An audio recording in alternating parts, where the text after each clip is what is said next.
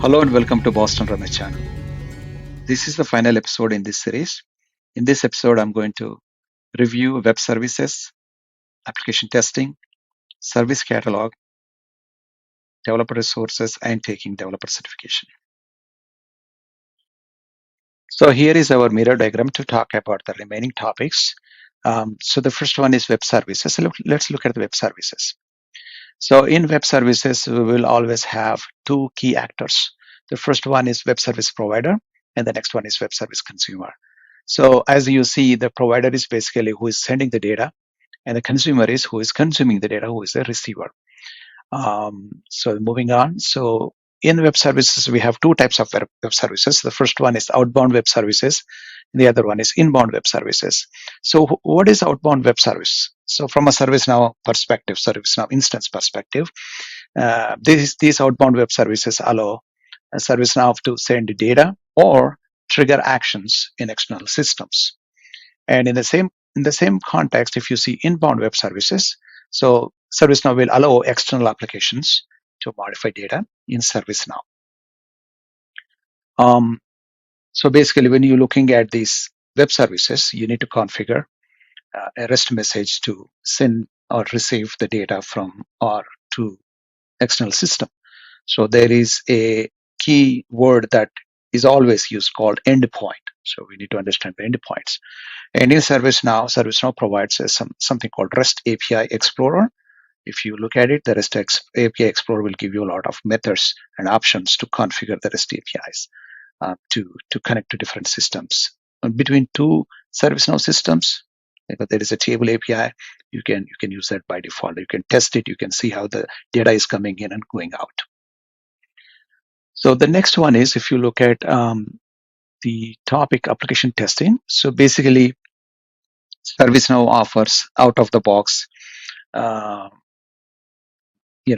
features that would help any development team to go through that usual application development lifecycle process, which is testing. So the manual testing is basically it's already there. There are multiple ways of testing in doing the manual process. But from automated testing perspective, ServiceNow provides something called ATF, Automated Test Framework. It's a very useful tool, and this particular feature will be very beneficial to automate the testing. If you have developed something and you want to do a unit testing, and if you write a automate ATF test case, then you can run it automatically every time you need to run a regression testing for any major release or a big release in your system. It's a very useful tool, but it all depends upon if the development team wants to use it, because we need a lot of maintenance on it. And there is something called script debugger, which is also very useful to know if a script is going through the expected process of getting the data from multiple different modules. And you will see on the screen how the data is moving from one process, one step to another step.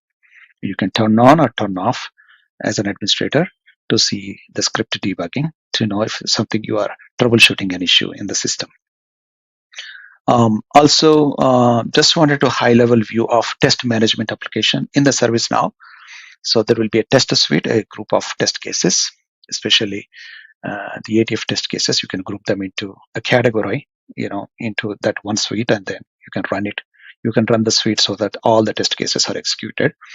And then there will be test plan, test cases, and testers and plugin. Basically, ATF is nothing but a plugin. That's what I wanted to put that here. That's application testing. Let's move on to the next one right here, service catalog. Well, this is a very well-known, feature in the ServiceNow, because ServiceNow is basically supports service management. So when you are talking about service management, it's not only about creating tickets. It's about serving the company's employees about services, different services. So if you have services to offer, then you got to have a catalog. A catalog will have categories. For example, if you want to order a laptop, it will come under the hardware category. If you're trying to order a software for the development, then you are going to ask the IT to provide a software installation. So it comes under the software category. So that is just a very easy to understand examples. So the service catalog is basically part of the ServiceNow development process or configuration process rather. But there are things that we can, as a developer, you have a big responsibility to manage this by putting, customization to the existing process. Here you see they will have an order or a request. Somebody will order or you request an item from the service catalog. That is basically the need of it. A record producer is basically a keyword to understand if you are creating an incident as a user, you are looking for something is broken and you need to fix it, the IT need to fix it, then it will be used to create an entry in the incident. So any row that you create or any record that the system creates is called a record producer. And it will have a form to do that.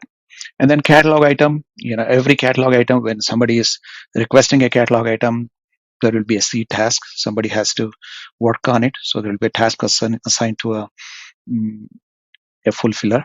And then there will be a UI policy so that, when somebody is requesting it, certain conditions apply. And then request item, if it is not an incident, if something is not broken, then if somebody is looking for um, help, say for example password reset, that could be a request, not an incident, then that would be a request item or ITM, people call that item. And then there will be a task for that. And then, as I said, service catalog will have catalog categories. All right, I think those were the three top items I wanted to cover, because those are the last three items in this series for a developer certification guide. But other than that, let's look into resources. These are pretty much I have used in my preparation journey. Not everything every time, but I have gone through. If I'm stuck in doing some exercise, or if I am looking for some additional information that is not available in the guide that I was going through, then I have used any one of these items that are here. ServiceNow community, this is the go-to place for any question that you have. There are a lot of people who are looking to help others, so it's a great community. And there is a developer community, and then developer portal, that is the one that you have the PDI. And then Now Learning, this is where you probably got trained to prepare for the developer certification, because if you want to get a mm, voucher, you got to first complete this online learning or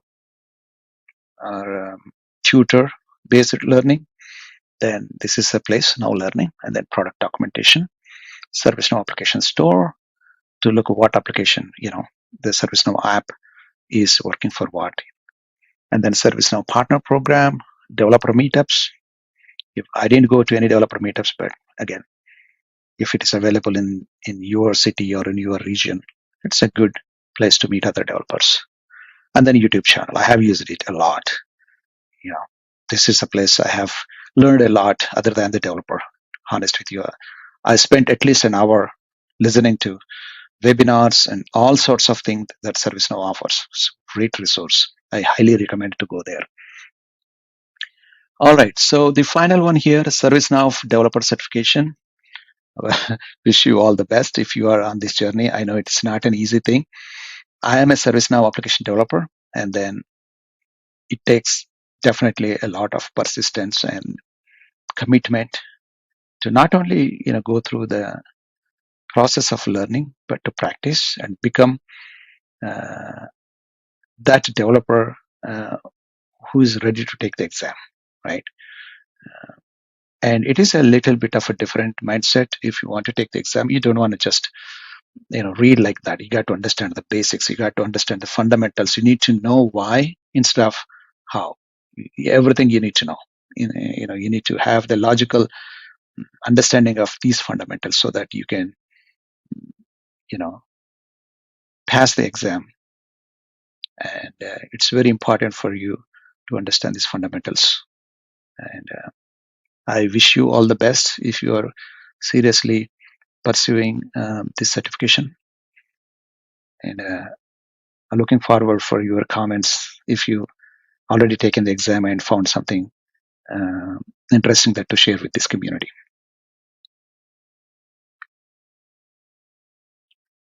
So before I close this series with this final episode, I would like to share some of my experiences in getting my ServiceNow developer certification.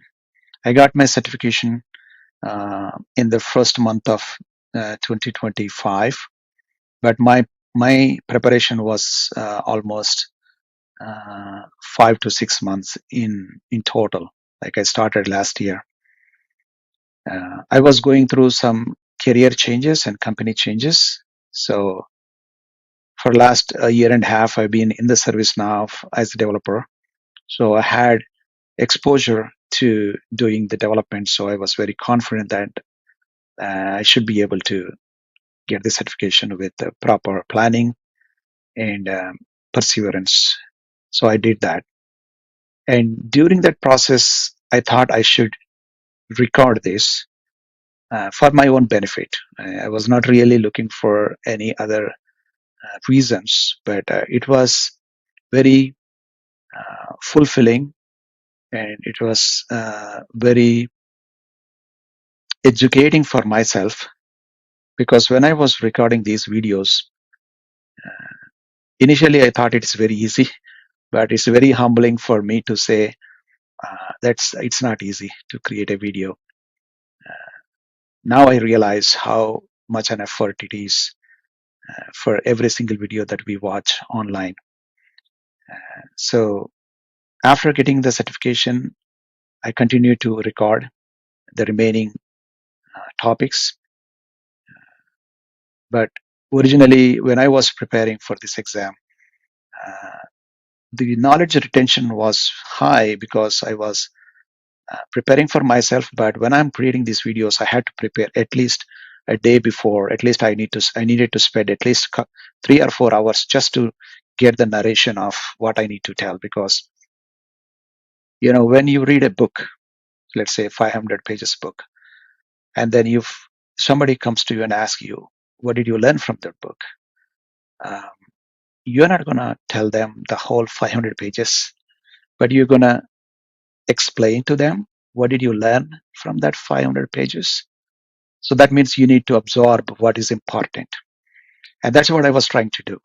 So if I'm reading a huge chapter, for example, uh, the web services, if I need to explain that, then I need to be very cognizant of what is important for somebody who's watching this video. And I need to make sure that if I'm showing something in the personal developer instance, I need to make sure that if I'm showing a small piece of example, then it is working properly. That means I need to do it before I need to record it online. So these are the small um, pieces of planning. But there are other things that goes in, like your life is going on. You are going through your regular job, and then there is a job change for me, a company change for me. So I needed to focus on many things, but I still have to continue this passion of creating these videos because I was enjoying, because it is giving me a lot of satisfaction when I'm putting something online and somebody may be getting the help from it, and I'm also benefiting from it. By doing it, I'm retaining a lot of knowledge. Even today, my plan is to further record different uh, modules in the future. This is just the series that I'm ending for the developer certification, but I'm going to work on my architect exam. So that means I need to do a lot of reading, a lot of preparation, and few other things. So there are few things I can say from my life experience, especially in terms of this YouTube channel. Discipline is the real key to growth. That means if initially I was very excited to create videos, but after a few videos, uh, I was really frustrated about the whole process, the workflow of creating any video.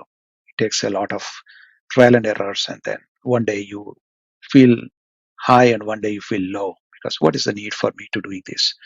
But I realized that you don't look for a short-term gain, look for a longer-term gain, whatever it may be, short, you know, the type of work that we do.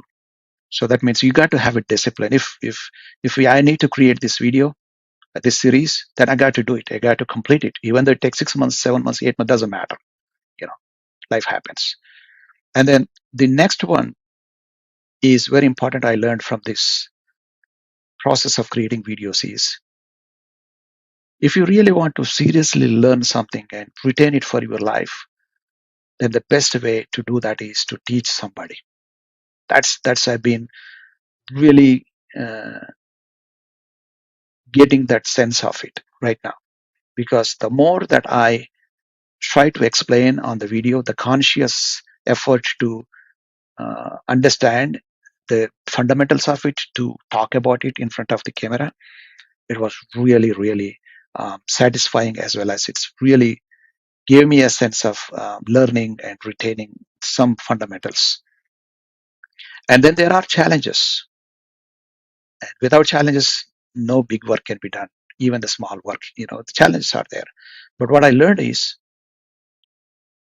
not just in this case, but in general, what I learned is challenges are very temporary. But what you learn, the lessons that comes out of this process of creating these videos, that stay forever.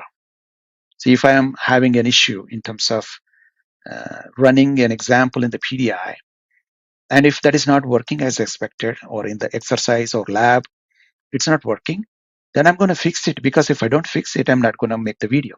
So that means the lessons to fix that issue is going to stay with me as a developer in the future, in the real-time situation.